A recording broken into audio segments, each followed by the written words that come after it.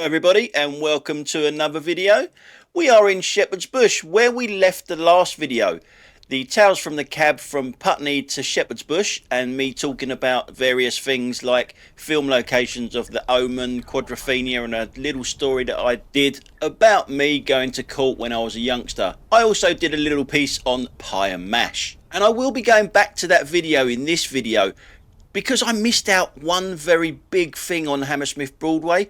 I didn't actually miss it, I put it in, but then I got a letter from, or a letter, listen to me, the old git, an email from YouTube saying this. Now this isn't a copyright strike or anything like that. It's as it says so in the letter there if you read it, if you pause it and read it. But what it is saying is that I could not monetize my video.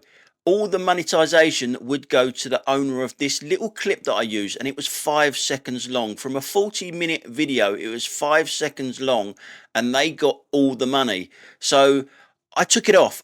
I literally said it out loud, bollocks to that, and I took it off, but I forgot to put something else back in. And it was a very important part of Hammersmith Broadway that I forgot to put back in. I was only reminded in the comment section that I'd forgot to put it in by Michelle in the comment section that said, what about Rick's bench?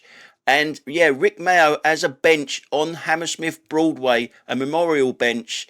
As you see this BMW go through the lights here on Hammersmith Broadway. Yes, and the thing about this bench is we did go past it, but I didn't point it out in the second take of this. When after I'd done all the editing, I was going on about there was a bit of lane there that was missing where the arrow just was, and all of that sort of stuff. And I almost swore again, and I forgot to literally put it back in.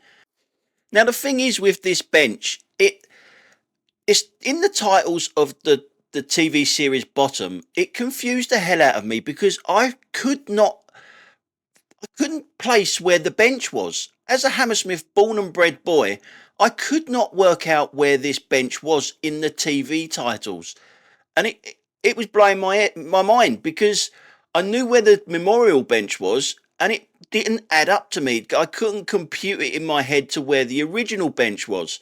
Now people will know Rick Mayo from obviously the young ones. If you're a little bit older, maybe Drop Dead Fred. If you're a little bit younger, but although you're still going to be in your 30s if you remember that. But the one we're talking about is this Bottom. The titles of this Bottom is there. See, their bench has got cars behind them. They can see actually the back of the car, and I could not work out where on Hammersmith Broadway that bench was if you can see the back of people's cars. There's another picture of him hitting him over the head with a paper in the titles. You've got to see the titles to work it out. Yeah, and I just could not work it out where it was because we're coming up to the bench now. It's just on the left. Unfortunately, we've got this bloody van in front of us again. But there's the bench there to the left-hand side.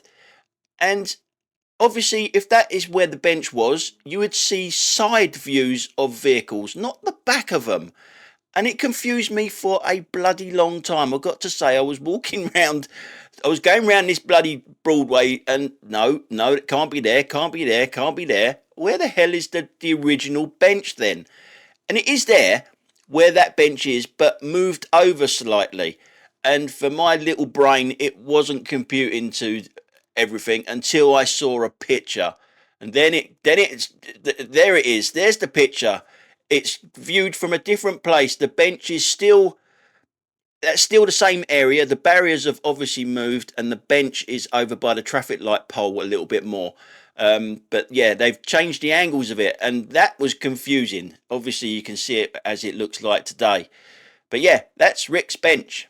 Yeah, so thank you for reminding me about that, Michelle, because I totally forgot to put it back in. So we're back in Shepherd's Bush, and as you can see, it's around about 11:15, and it's like rush hour traffic. If you're not from London, this is what London's like all day now. It used to be only like this in the mornings when everyone's going to school and to work, and then in the evenings when everyone's going back from school and back home from work. Don't get me wrong, it was always busy, but it wasn't busy like this.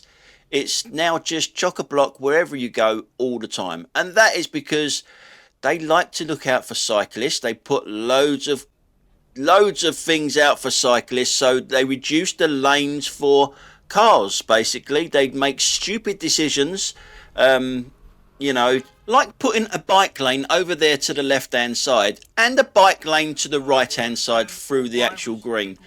Why do they need 2 lanes to go round Shepherd's Bush Green? Down here when I was a lad, you could have three vehicles all the way down here, but now we've got a bike lane over to the left hand side when there is a bike lane over to the right hand side. It makes no sense to me whatsoever, because the lane over to the left hand side actually stops a little bit further down the road, so there's no point in it being there at all. And it also, see all these shops on the left hand side? How do these people get their deliveries when there's a poxy bike lane there?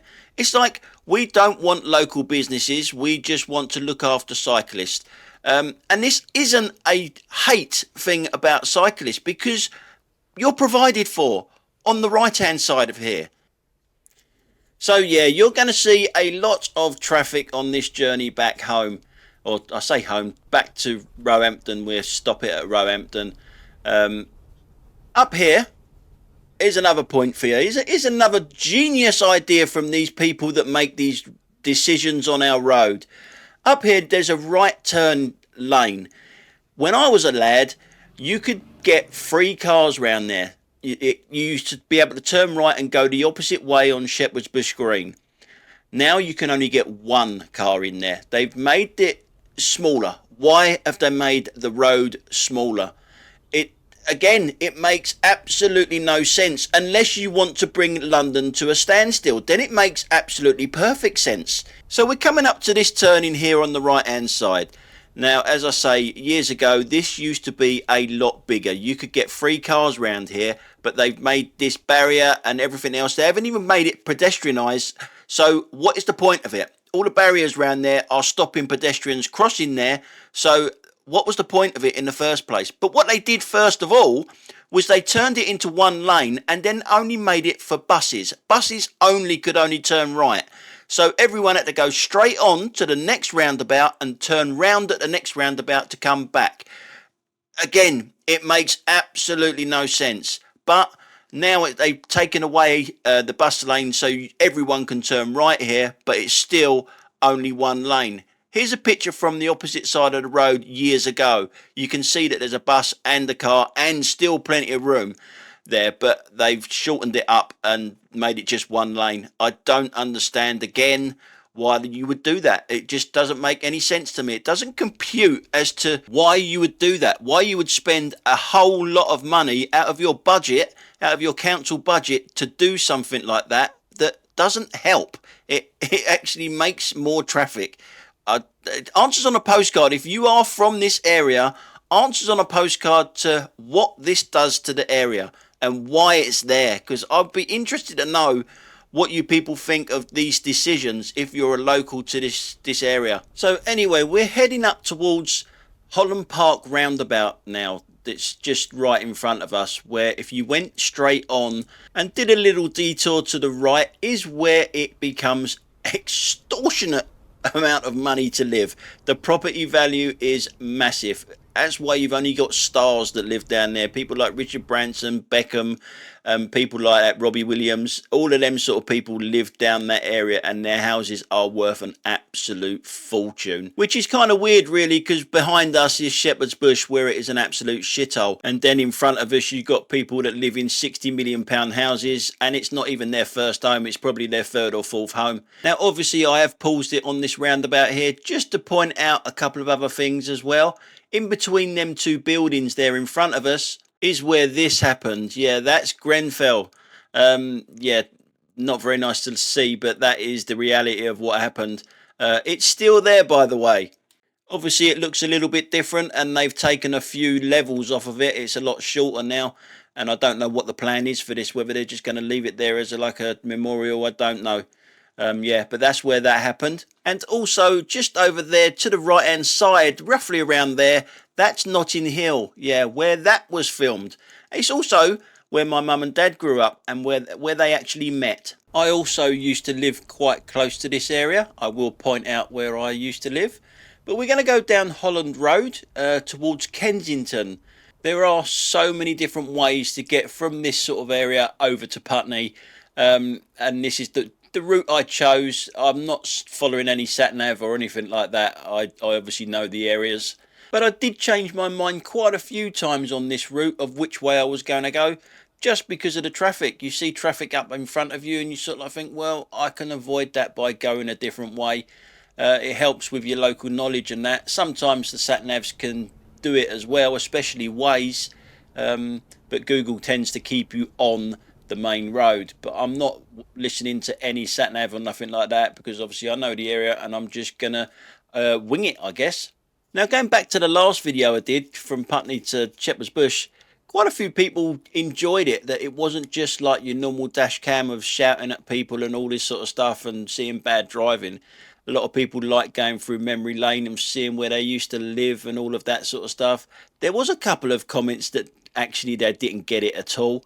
They really didn't get it. It was a real pop at me saying that the format has changed and all that. You just have to read the description. That's all. It's not a UK bad driving. It's quite simple. It's something completely different. So now we're looking at the Audi. Look at this parking bay. Look at the parking bay here.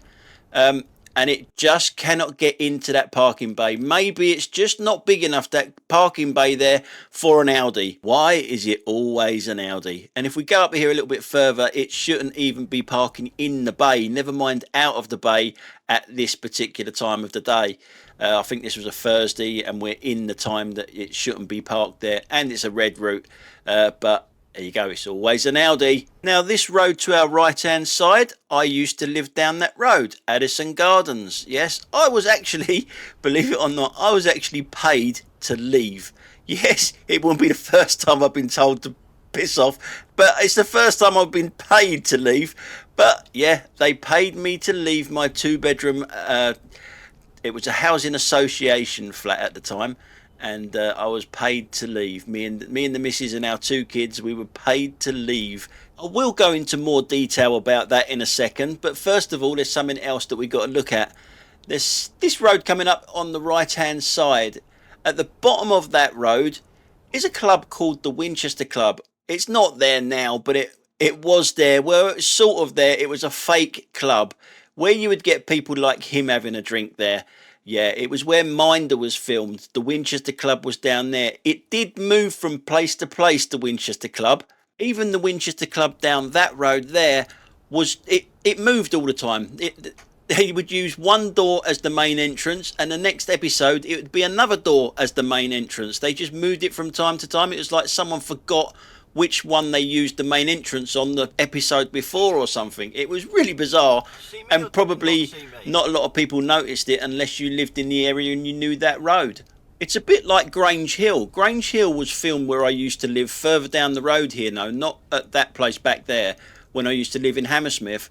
It used to be filmed there, but only for a little while, and it looked completely different from the other Grange Hill schools, and yet no one sort of mentioned it or seemed to notice that the school actually looked completely different. So when we get to the end of this road here, I will be turning right, but if we were to be turning left, probably about a mile-ish down that road is Kensington Palace, and a little bit further on from there is Knightsbridge, where Harrods is, and again it's very rich, and yes, very posh and rich, but very, very bloody busy. Yeah, so the road in front of us that was crossing us is Kensington High Street, but we will be turning right, heading back towards Hammersmith. So getting back to how I was asked to leave and paid to leave that place back there, every now and then the housing association, I think it was one a year they're allowed to do, offer you money to move out if you want to go and try and buy your own place, rather than keep renting. And as me and Sarah both worked and we were quite young and we were keen to get out of the area, we ticked every box. So we took the deal and it got us on the property ladder. The only downside was that if it all went tits up, we couldn't come back to my hometown and ask the council to house us, because we've already had money to go and buy a property. I think that lasted for 10 years. I'm not sure, but we've got no intentions of coming back to this area for anything other than driving straight through it. Now, those of you who know this area or used to know this area, you will know that it's changed massively just behind us anyway. All these buildings to the left and right, they were not there, or they didn't look like that when we were growing up round here, put it that way. Over to the right hand side is Olympia. You must know that it used to do Horse of the Year show and all of that sort of stuff. Crufts, I don't know if it still does and all of that. I think it used to do the Ideal Home exhibition. I may be wrong, but I'm pretty sure that that was in there. It used to do a lot of sporting events back in the day. A lot of things like boxing and stuff like that was always in there. Yeah, basically it's massive in there. It's huge. I've only been in there a couple of times myself and it's massive. So any big event can be easily held in there. Now, if we were going straight on, we would be going back into Hammersmith. We're turning left a little bit further down the road here, and we're going to go down a road called North End Road. But if we were going to go straight on, we would go into Hammersmith. And it's a shame that I didn't really think about doing this video, because I would have gone straight on and showed you where the Sweeney was filmed. Yeah, the opening scenes of the Sweeney was filmed just down here to the left hand side. You know, the opening credits where it's sort of still pictures of this picture here. Well, this picture here is just down the road in Hammersmith. And obviously the car's coming towards us and it does another still frame with the music going. Unfortunately, I can't play it because of copyright. So Hammersmith, when you really look into doing the research on this, Hammersmith has been used in loads of films, loads of TV series, things like The Professionals, Minder, The Sweeney, but feature films like James Bond and Bohemian Rhapsody with Hammersmith Bridge in the background. Now, unfortunately, the bridge cannot be used now. It needs a lot of work being done to it, but Sadiq Khan, he will not fork out the money for it. He says it's nothing to do with him. He says it's down to Hammersmith and Fulham Council, and it's nothing to do with him. But he's the Mayor of London. He doesn't mind taking money off of people coming into Hammersmith with his ULEZ and everything else, but dishing it out is a little bit different. And there's a lovely bridge that is just going to rot down to nothing. It can be used for cyclists and pedestrians, but cars and everything will not or cannot be used on it no more, which is such a shame because it puts a pressure on all the roads around here. Putney Bridge, as you saw earlier on in the other video, how busy it is, and you'll see again when we go over it in a little while just how busy that Putney Bridge is. And well, everywhere you've got to find another way to get across the river, and they're not looking to repair it, which is such a shame. It's such a nice looking bridge compared to a bridge like Putney Bridge, which is just concrete. It looks so nice compared to that, but yeah, he's just going to let it rot, isn't he? So anyhow, we're still in West Kensington, and we're coming up to somewhere else that I need to show you. Just up there to the right hand side, where that shop is on the right hand side, if you go down that road and you turn left a little bit further down the road, you come to Terry McCann's flat. Terry McCann being the Minder in the TV programme Minder.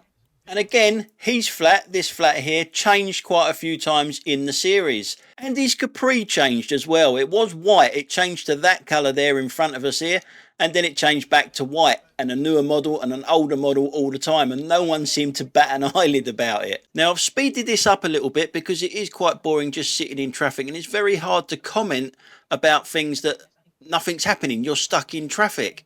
But I do want to take you back to a couple of videos ago where, I don't know if you can remember, where I could not remember where the hell I was. This video here, I just could not remember where I was, and you guys do it to me all the time. You let me know exactly where I was and everything else. As soon as you guys said Tunbridge, the job, the details of the job, everything just came back into my head. And it wasn't a passenger. I didn't have a passenger on board. I was delivering something. I was told to go and pick something up from a house and drop it at another house. When I say a house, they just give me a postcode and said, can you phone the guy when you get there? And it's sort of like, I can do numbers, you know, just give me the address and the number and I could take it straight to the door. But no, they give me a postcode. So yeah, it makes it really difficult. Yeah, so this is this road and where I was on that job, and I'll talk to you about this job now. Now, there is something quite interesting coming up when we get to the set of traffic lights up here, but we'll speed it up until we get to there, and I'll tell you about that job. Didn't know at the time. I was just told to go to this address where I normally sort of hang around work-wise, and when I got there, the woman explained to me that she's not coming with me, and she handed me a key, a spare key for this guy's car. He's locked himself out of the car, and can I drop off the spare key for him so he can open up the door?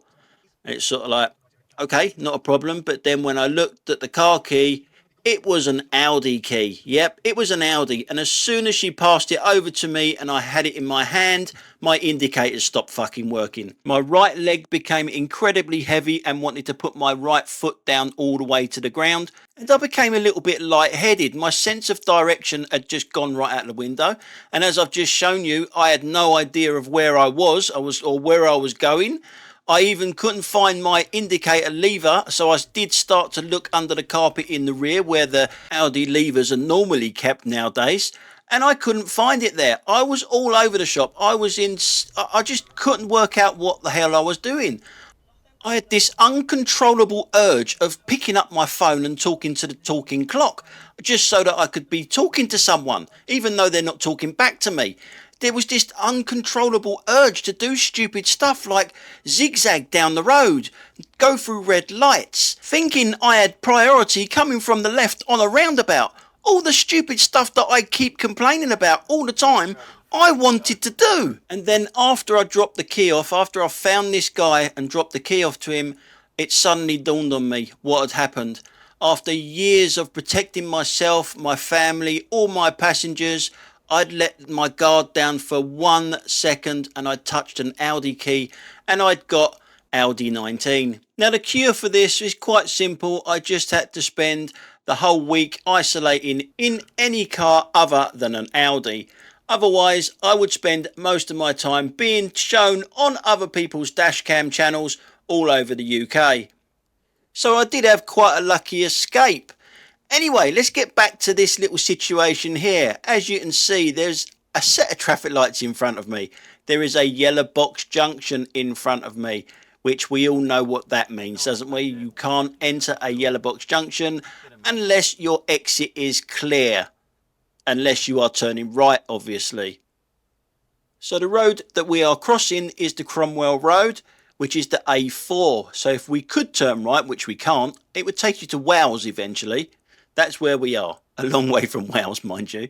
So the lights go green. Who the fuck's bibbing? Yeah, this is the mentality we got of drivers now. They actually used a horn on me because I wouldn't go in the yellow box junction. So we go to the rear and we can see who it is. You can see the Fiat 500, the trainee Audi driver, on the phone there with a kid in the car. Yep. But it's the guy directly behind me that bibbed me. I did think it was one of Sadiq Khan's assassins, but it's not. So you'll see him with his hand that bibs me in a minute. I mean, he should be one of Sadiq Khan's assassins if you can't see things like that.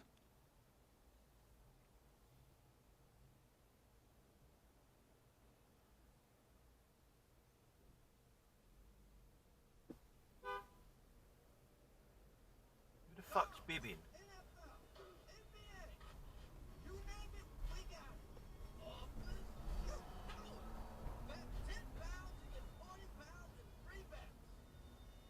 It's like, yeah, I can see it's a fucking green light.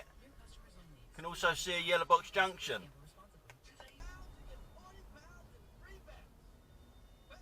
It's like, yeah, I can see it's a fucking green light. Can also see a yellow box junction.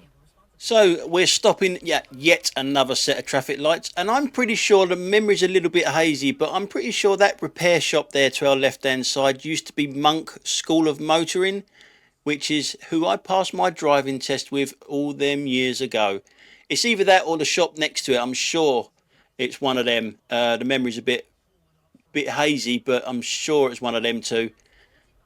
But it obviously isn't there anymore. Now let's get back to the first leg of this, the way here. Now, I did a bit on Quadrophenia, and some of the messages were absolutely hilarious. They really did make me smile, and it does take a lot to make me smile, as you guys know. One of them was you should do a whole video just on Quadrophenia, do the whole tour of where they were and where they went to. And I said, well, that means going to Brighton to fight the Rockers. And someone else put on there, and drive off Beachy Head. That did make me laugh, I got to say. But we did talk a lot about pie and mash. Yes, pie and mash, and the certain rules and everything that you should know about proper pie and mash. And they didn't do it properly in Quadrophenia. The guy did not dish it up properly. He used like an ice cream scooper to scoop up the mash. No, that is the wrong way to do it. It should be spooned on and scraped on the side of your plate. The mash should be a bit like if you had muddy boots, you would scrape it on the side of the curb or scrape it on the side of a step or something like that. That's how you spoon mashed potato on proper pie and mash. And they didn't do that on Quadrophenia. Even though the guy did eat pie and mash properly, with the spoon and the fork, they didn't dish it up properly. This is how it should look, with the pies being a little bit burnt and the mash being scraped on the side of the bowl. That is how it should always look. If they get an ice cream scooper out, you got my permission to slap them around the face with a packet of wet shit. Anyway, these are the tips for if you're going to do it for the first time. This is outside my local pie and mash shop in Sutton. This one gives you a few tips of how you should eat. And the other thing you would notice in a pie and mash shop is they are uncomfortable.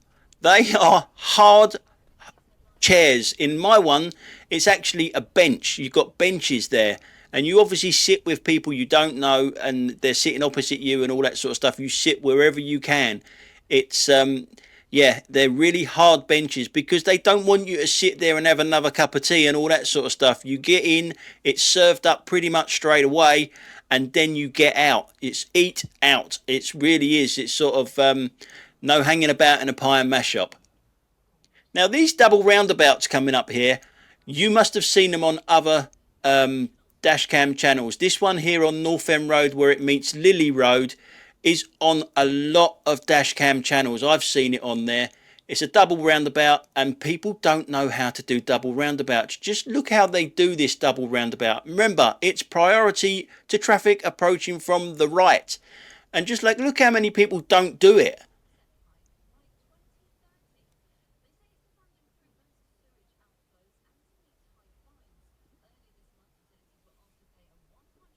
What does that mean?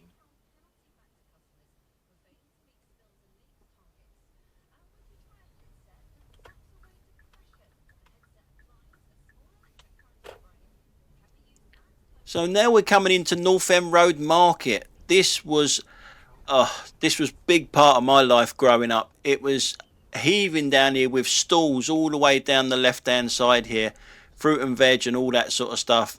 It was just massive. That Lidl was a Sainsbury's. Yep, a long time ago now though. Yeah, but this place was just heaving with so many stalls down here. There was no gaps like this here. There was no gaps at all, but obviously times have changed. Yeah, and oh, anyone remember That's Life with Esther Ransom? That was always filmed down this road when they went out into the street. It was always filmed down here for some reason. I don't know why, but they always picked this place probably because it was always busy and you did have a few old characters. Some of the old girls that they used to talk to down here. Yeah. But yeah, this is North End Road Market. Yeah, and poor old Esther, she's on the news at the moment, isn't she? She's trying to get a bill changed in Parliament about assisted dying because she's not very well and she wants to be able to, well, end it herself, really. And just up here, if we went left, if we bared left up here, you would come across Chelsea Football Club. It's just down here, literally a stone's throw away, which is... well, Chelsea Football Club isn't actually in Chelsea. Chelsea Football Club is in Fulham, by the way. Yes, you come out of Fulham Broadway station and turn left, and that's where Chelsea Football Club is, which is just down the road from here. Now, the next right turn, that road is famous as well for all the wrong reasons again. I've already done a video on this, but we were going the opposite direction, so you will maybe not recognise this road from this side because I didn't come out into this road. I just did a U-turn or a 3-point turn. Well, actually, it was about a 5-point turn. Yeah, but that road there is famous, and I'll show you why it's famous because of this poor girl.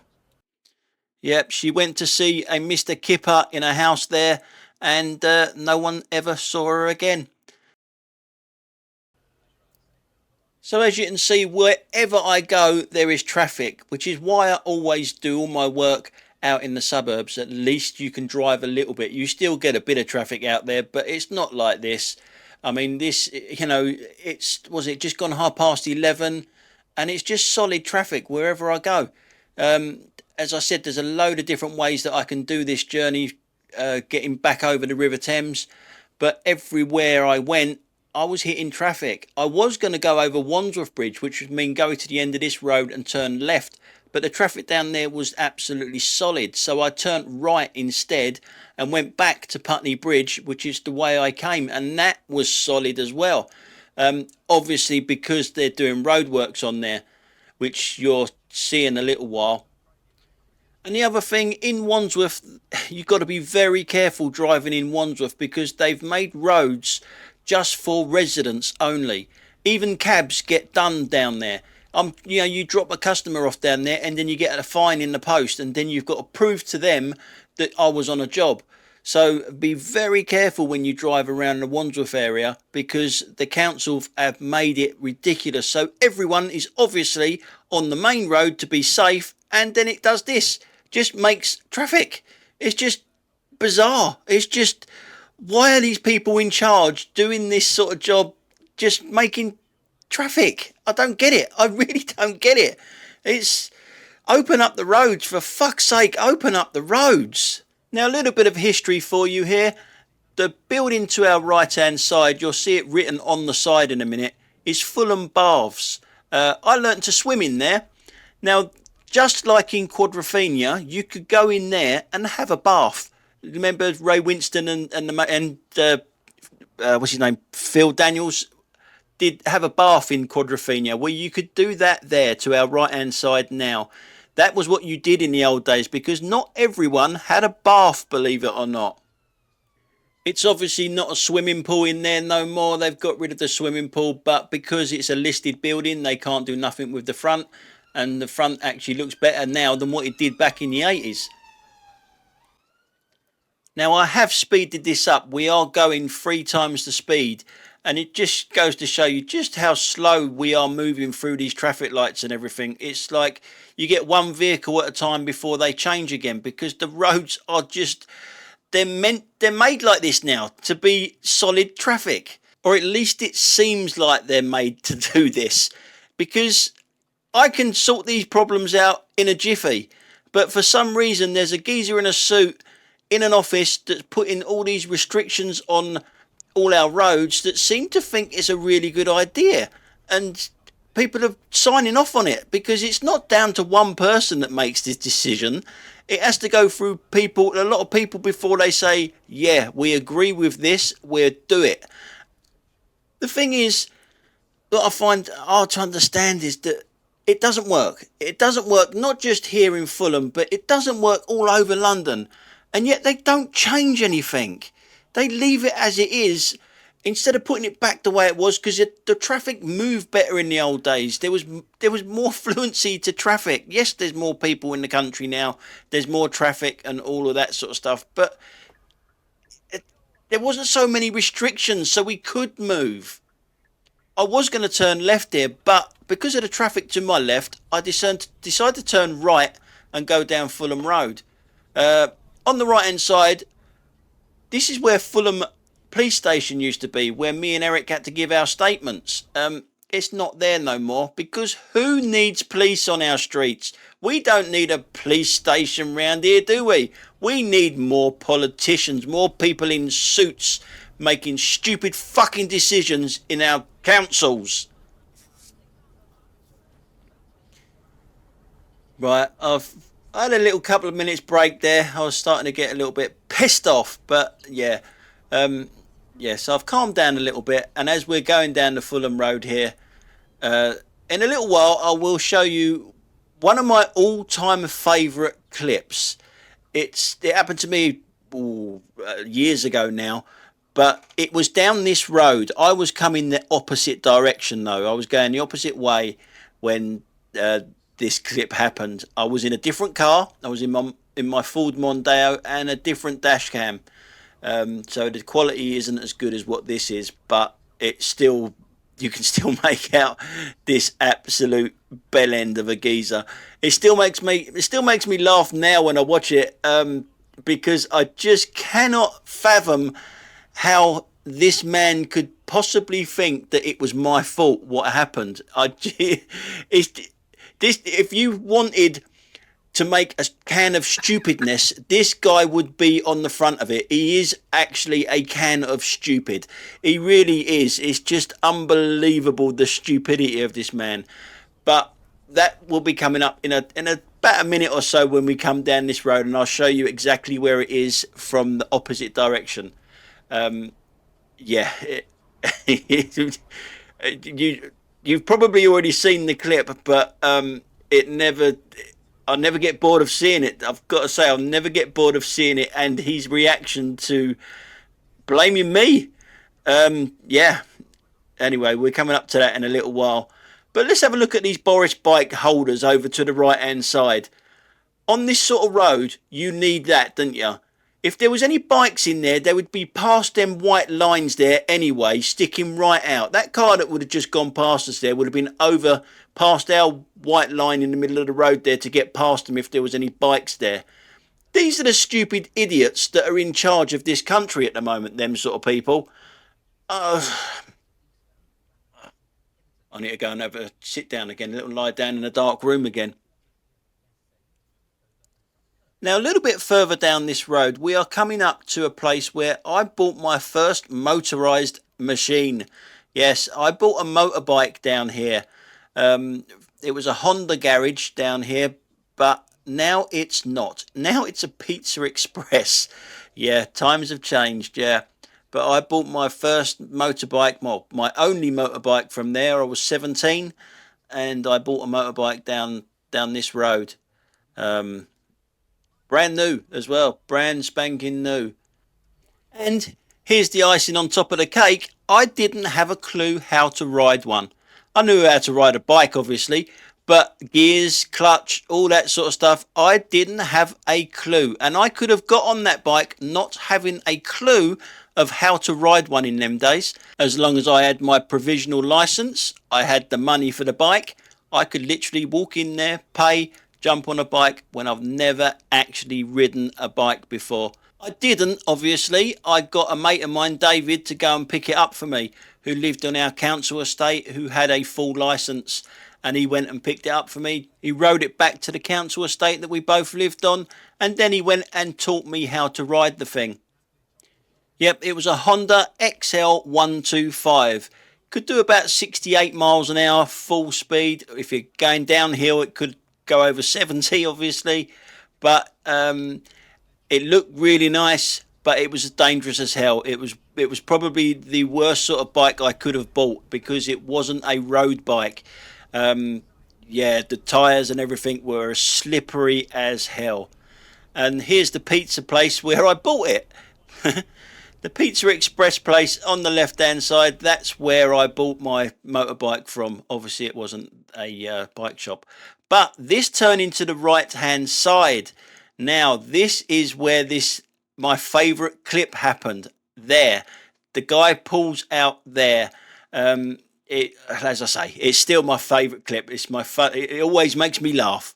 So here's the clip. You just got to look at his reaction. It just does my head in. It just makes me smile. What an idiot.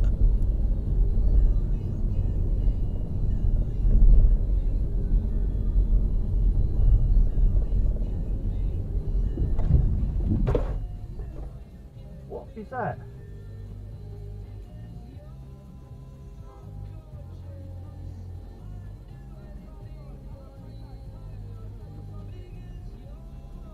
Really? There's lines. You're supposed to stop at them lines? You're supposed to stop. Go on.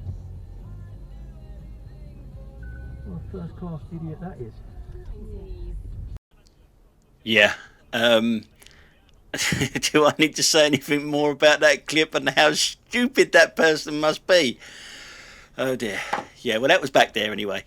So we're back on this one now, and we're obviously down the Fulham Road still, and we're coming up to a mini roundabout which will take us off to Putney Bridge when we go left at it. And again, it's solid traffic all the way down there. We had a decent run down Fulham Road here, by the way. This is not too bad. But as soon as we turn left here at this roundabout, the traffic starts again going over Putney Bridge. And yes, there is roadworks on the Putney Bridge, but all the bridges round here getting over the Thames have got extra pressure on them because Hammersmith Bridge is closed for traffic.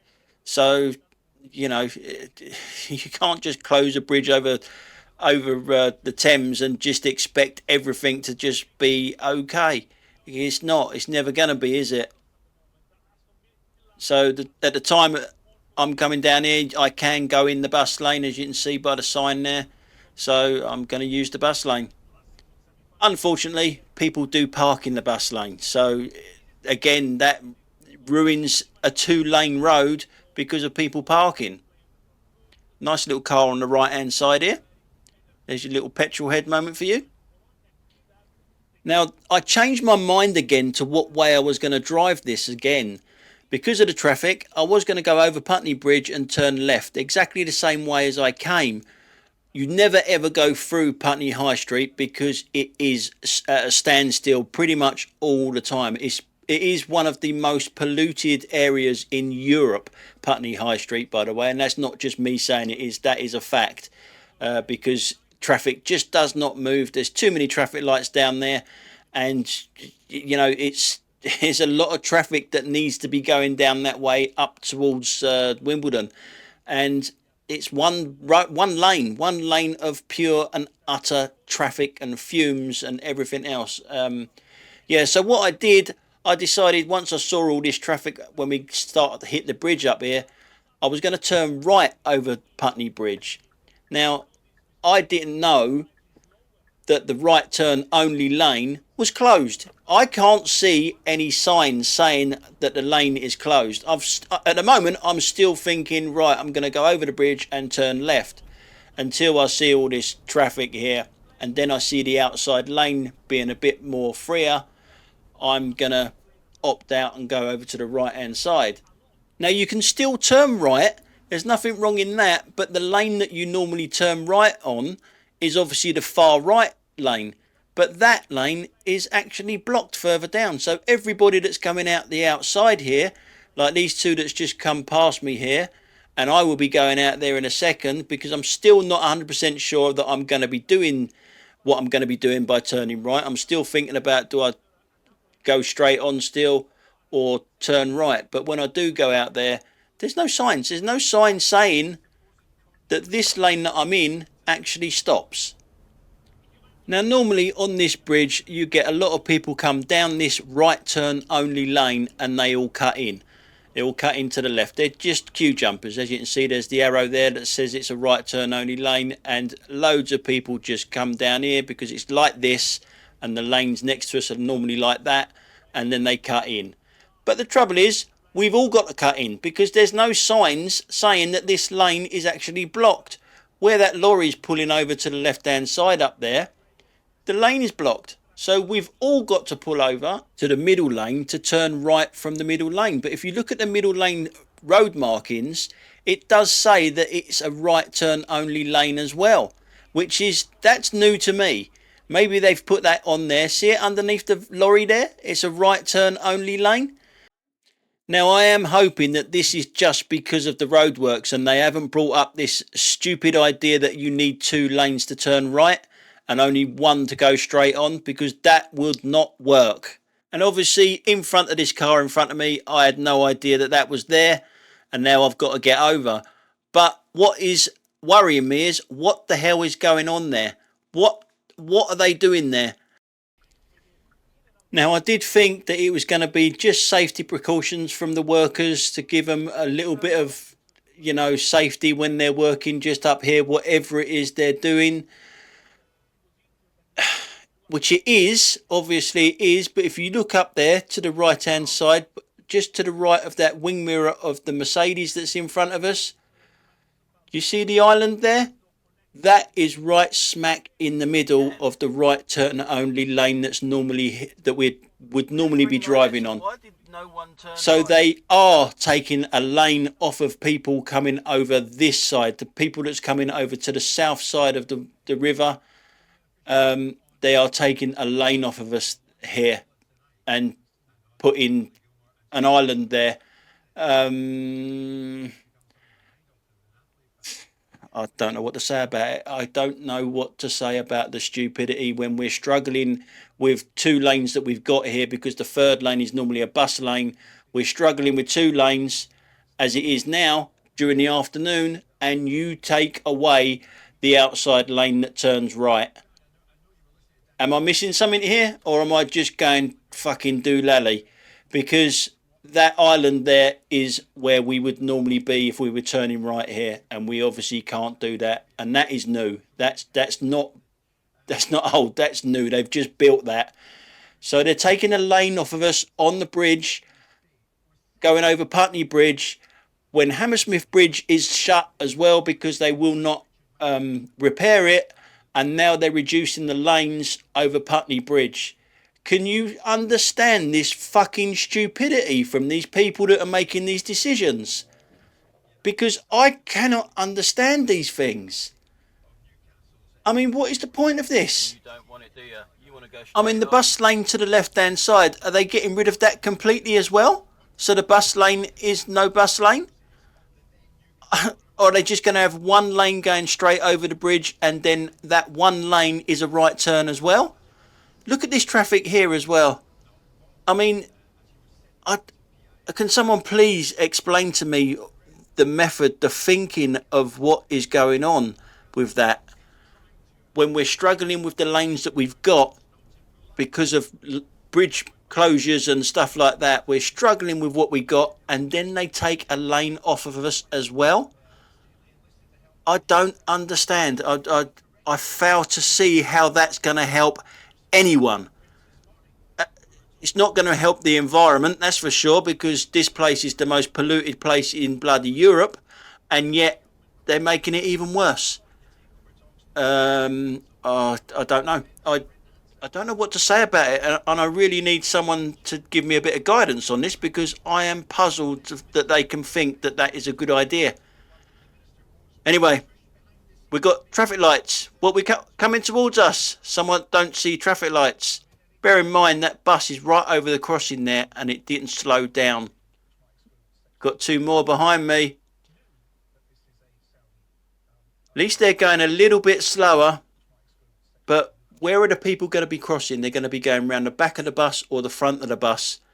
And that guy that came towards us didn't slow up when someone could have been walking out in front of that bus.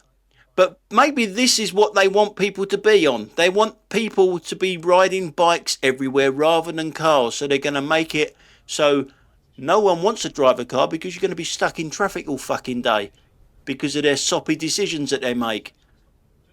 They're spending an absolute fortune on making these new roads that are just putting us backwards. Anyway, as you can see, the traffic is all the way back here for no reason on a Thursday afternoon. Not quite afternoon yet, 4 minutes to go yet, but dear. Anyway, we're going to come up to a famous road accident that killed a person in a minute. A famous person at the time. It was quite a long time ago, and the roads have changed. Maybe if the roads would have been like this back then, Mark Bolan would still be alive, because there's no way that you would be able to do the speeds that the woman was doing when she was driving. Mark Bolan wasn't driving, it was the woman that was driving, and they took off over a bridge in a Mini, and that was the end of him. It was down this road here. Obviously, this is only a 20 mph speed limit now, with bumps down it, speed bumps down it as well. But when we come to the bridge, or just before the bridge, there's a little mini roundabout that wasn't there back in the day. We're talking 1977 when this happened. That's when he died, in 1977, so a long time ago now. Yeah, but there's a little mini roundabout which obviously would slow you down, and obviously there's the speed bumps as well. Yeah, we're just coming up to it now. The mini roundabout there, which obviously wasn't there. The speed bumps wasn't there. They were tearing down here. They must have been going some speed. So you can imagine what this like. All these islands and all that. None of that was there. Completely empty. So you can obviously just drive straight up here at an alarming speed. And when you get to the top, they literally took off.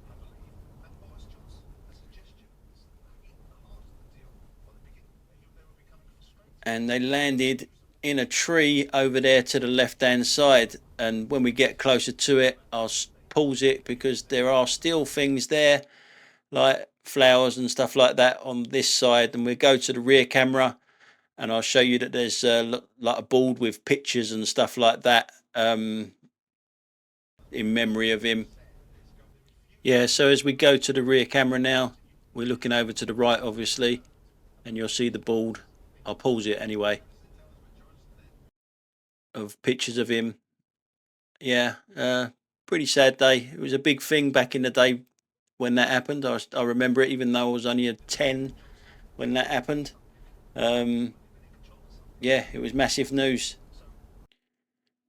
Yeah, and as far as I'm aware, the woman that was driving survived. So if anyone knows anything more about that, you can let us know in the comments down below.